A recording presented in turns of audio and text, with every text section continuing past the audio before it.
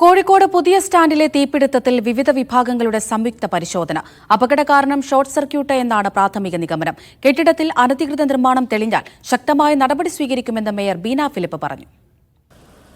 കോഴിക്കോട് പുതിയ സ്റ്റാൻഡിലെ വ്യാപാര സ്ഥാപനത്തിൽ തീപിടുത്തം ഉണ്ടായതെങ്ങനെയെന്നും അപകടത്തിന്റെ വ്യാപ്തി വർദ്ധിച്ചതിന്റെ കാരണവും ഇനിയും വ്യക്തമല്ല.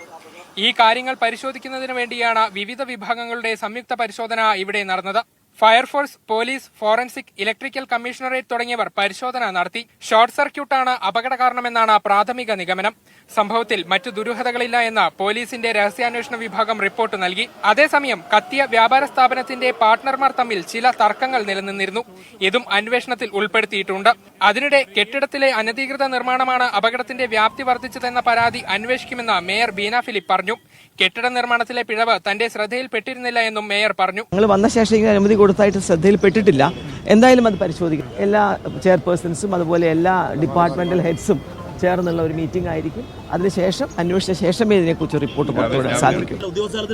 അല്ല, അതിനുണ്ടായ സാഹചര്യം എന്താ നമ്മൾ പരിശോധിക്കും. എന്തുകൊണ്ടായിരിക്കും അങ്ങനെ ഒരു വീഴ്ച ഇങ്ങനെ നിങ്ങൾ പറഞ്ഞതുപോലെ ക്ലിയറിംഗ് ആയി നിൽക്കുന്നുണ്ടെങ്കിൽ അതിന്റെ കാരണം അന്വേഷിക്കണമല്ലോ. എന്നാൽ നഗരഹൃദയത്തിലെ കോർപ്പറേഷന്റെ കെട്ടിടത്തിനെതിരെ ഉയർന്ന പരാതികൾ ശ്രദ്ധയിൽപ്പെട്ടിട്ടില്ല എന്ന മേയറുടെ പ്രതികരണവും വിമർശനത്തിന് വഴിവെച്ചിട്ടുണ്ട്.